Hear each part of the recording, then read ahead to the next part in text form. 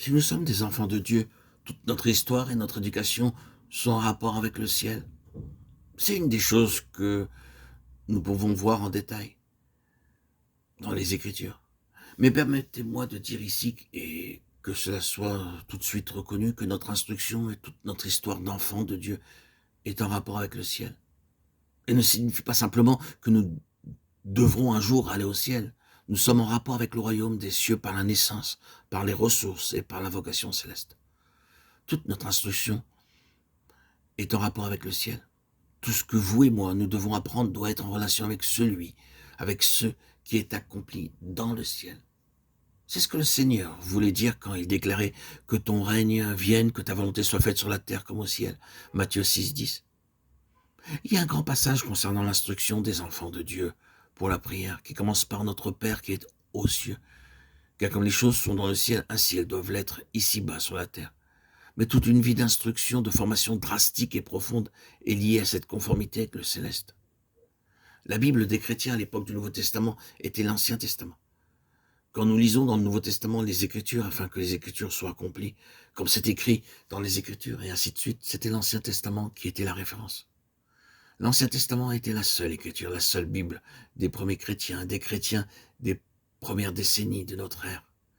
Ils n'avaient pas encore notre Nouveau Testament. Pour eux, l'Ancien Testament était la Bible, et ils étaient continuellement cités, on s'y référait, et il était employé pour corroborer l'expérience spirituelle des chrétiens.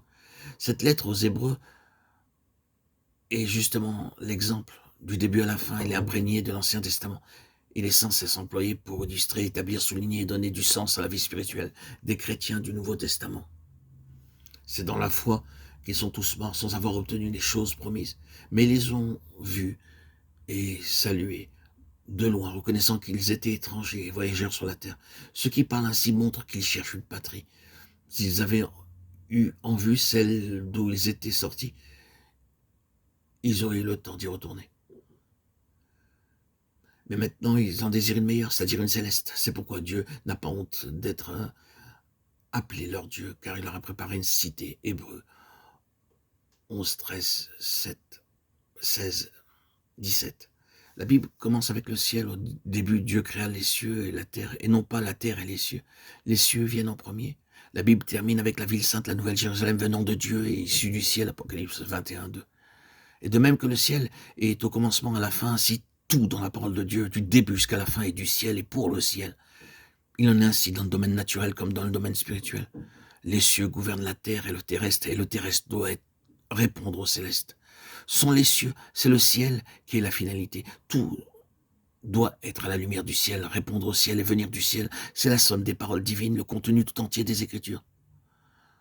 Ce monde, cette terre sont reliés à quelque chose de très grand. Quelle que soit l'importance de la création, par rapport au plan divin, cette terre est l'objet d'un grand souci divin, car les plus grandes choses de tout l'univers ont eu lieu sur cette terre.